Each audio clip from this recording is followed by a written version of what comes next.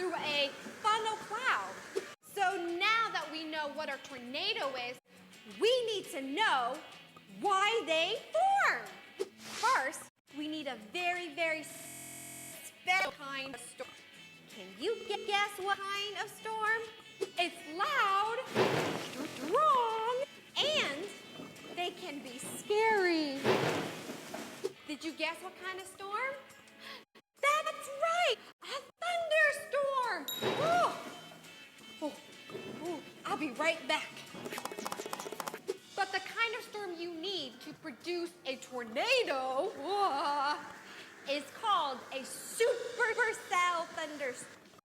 That means it's a storm with rain, hail, lightning, and fast wind. Whoa! Now, why does a tornado form from a supercell thunderstorm?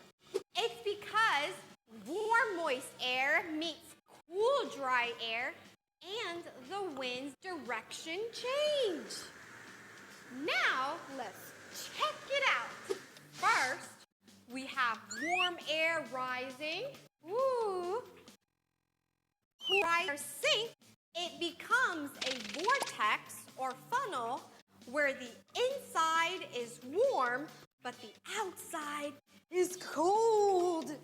It gets stronger and stronger, and it spins faster and faster. Finally, it touches the ground. It becomes a tornado.